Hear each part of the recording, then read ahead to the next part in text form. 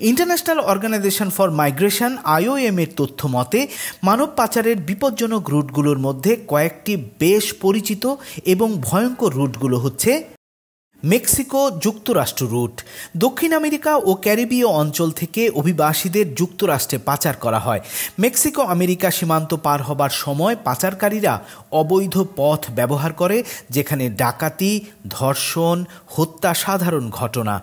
অনেককে ট্রাকে বা কন্টেইনারে গাদাগাদি করে নেওয়া হয়, যেখানে শ্বাসরুদ্ধ হয়েই মারা যায় অনেক মানুষ। যুক্তরাষ্ট্রে ঢুকতে অনেককে পায়ে হেঁটে পাড়ি দিতে হয় দুর্গম আমাজনের জঙ্গল, আর সেই সব পথেই মারা পড়ে মানুষ। অনেক বাংলাদেশিদেরও এই পথ পার হয়ে মেক্সিকো দিয়ে যুক্তরাষ্ট্রে ঢোকার খবর জানা যায়। পথে অকালে প্রাণ হারিয়েছেন অনেকে। বাংলাদেশ, ভারত, পাকিস্তান, মধ্যপ্রাচ্য রুট। বাংলাদেশ থেকে ভারত হয়ে মধ্যপ্রাচ্যের দেশগুলোতে, বিশেষ করে সৌদি আরব, সংযুক্ত আরব আমিরাতে পাচার করা হয়। চাকরির লোভ দেখিয়ে শ্রমিকদের অমানবিক অবস্থায় রাখা হয়, নির্যাতন করা হয় এবং অনেককে দাসত্বের শিকার হতে হয়। নারীদের পাচারের জন্য এই রুটটি ভয়াবহ বিপজ্জনক।